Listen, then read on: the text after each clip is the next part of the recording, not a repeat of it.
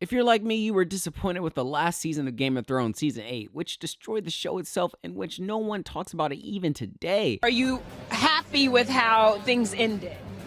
Yeah. She didn't say yes. You didn't say yes. Best season ever! It's the best.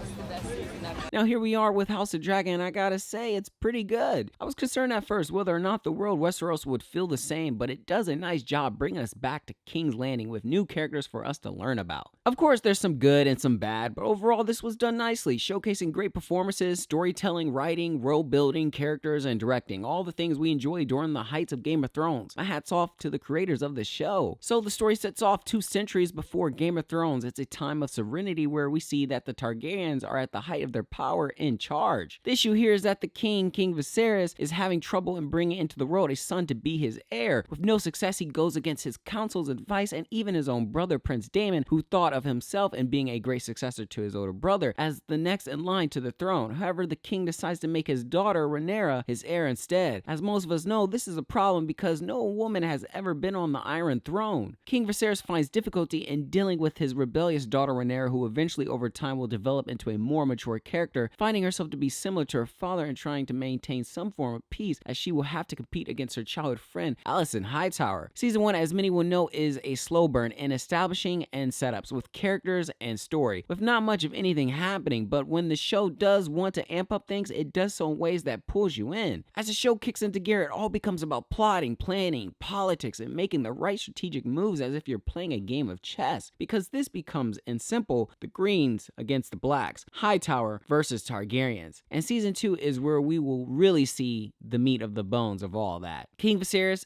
everyone loves this character, and I can see why. Hey, I like him too. He's a decent man within an evil world where everyone wants his position, his throne, and the thing is, he's too nice of a king. Yes, he's a good man and honorable at heart, but he's also a bit naive and foolish, which this all works against him. I like the guy as he seems to come from a place of love and family. However, he tries to please everyone, but the end result are him pleasing nobody, and the guy just tries. But being a nice guy that he is creating ripples and more problems in the long run. King Viserys has a great scene that commands attention where he walks through the throne room as an old decrepit king to sit his throne. The thing for me and what makes it tough to watch is that you grow to like this character, but deep down you know we're going to lose him, and the show makes that scene touching and emotional without any sword fighting, dragons, or killing, and that says something. There's already been talks of an Emmy nomination for Paddy Considine as Viserys. Prince Daemon is my favorite character by far, as in the beginning of the show you really never know what he's going to do or what's he thinking, because you never really know if he's good or evil, and for that he's a bit of a loose cannon, so he rides that line back and forth so well. But you do notice at times how he does truly care about family and his brother, even if he comes off cold. In these moments, it really gives great depth to his character as there's more to him than meets the eye. One of my personal favorite scenes of his is when he helps his brother up to the throne. It says so much with it saying so little. Adult Rhaenyra, played by Emma Darcy, is great. She's convincing and really delivers here as well, showing great nobility and pride in fighting for her birthright given the circumstances she's in. One of the issues for me with this show, and it's not that big of a deal, was that I was not a fan of the time jumps throughout the show. One instant Rhaenyra and Alicent are teenagers, and the next they are full-fledged adults with children, and then another time jump and their children are young teens. You're just like, Wait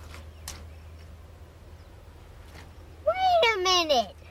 Who are you? the thing is, you didn't miss anything, the show just time jumped is all. It would have helped had the show put a title card in place on the screen. Now, there are characters who do stay the same throughout the show, like King Viserys, Prince Daemon, and other characters. Overall, House of Dragon sparked a newfound hope within this series. If you're looking for a fast-paced action flick, you definitely won't find that here. While it won't make up for the ending of Game of Thrones, House of Dragon is a fine example of a series exceeding expectations and focusing exclusively on its narrative and story beats rather than attempting to wow with flashy spectacles and empty world building. Hello, Rings of Power. House of Dragon is well worth watching. It makes a great return to the world of Westeros that is great in scope and provides a solid foundation on which to develop further with a cast and production that never failed to impress. Credit to the team that worked on this show. This wasn't perfect by any means, but a solid good start and job to season 1. I'm looking forward to season 2. I'm just saying.